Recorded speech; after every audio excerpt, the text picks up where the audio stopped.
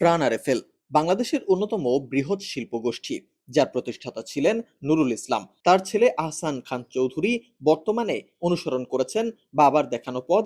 আধুনিক দৃষ্টিভঙ্গিতে প্রাণ আরএফএলকে নিয়ে গেছেন অনন্য এক উচ্চতায়, যার সুনাম এখন আন্তর্জাতিক অঙ্গনে। প্রযুক্তি, ব্যবসা এবং আন্তর্জাতিক ব্যবস্থাপনার সঙ্গে তার গভীর সম্পৃক্ততা এই শিল্পগোষ্ঠীর নীতিতে এনেছে বড় ধরনের পরিবর্তন। আমেরিকার ক্যালিফোর্নিয়ার স্টেট ইউনিভার্সিটি থেকে ফিন্যান্সে স্নাতক এবং পরবর্তীতে যুক্তরাষ্ট্রেই আইভি লীগভুক্ত একটি বিশ্ববিদ্যালয় থেকে এমবিএ সম্পন্ন করেন তিনি।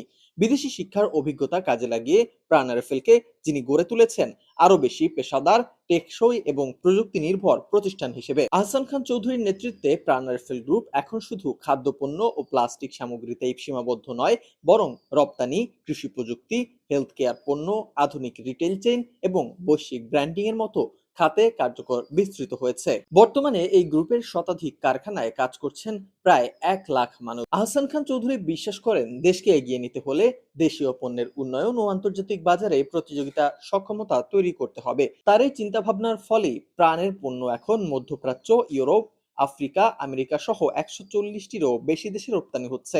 আধুনিক ব্যবস্থাপনার প্রতি তার আগ্রহ প্রতিষ্ঠানটিকে আরো কার্যকর, তথ্যভিত্তিক এবং দক্ষ করে তুলেছে। এছাড়াও SAP software, data analytics, machine learning এর মতো আধুনিক টুলস ব্যবহার করে কোম্পানির উৎপাদন ও বিপণনে এসেছে নতুন গতি। করোনাকালীন সময়েও তিনি ছিলেন কার্যকরী সিদ্ধান্তে গ্রহণের ক্ষেত্রে অগ্রগামী।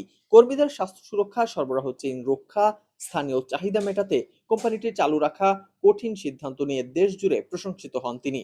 সামাজিক দায়বদ্ধতা নিয়েও তিনি অত্যন্ত সচেতন। প্রাণ আরএফএল ফাউন্ডেশনের মাধ্যমে শিক্ষা, স্বাস্থ্য ও দুর্যোগ ব্যবস্থাপনায় নিয়মিত কাজ করে যাচ্ছেন আহসান খান চৌধুরী।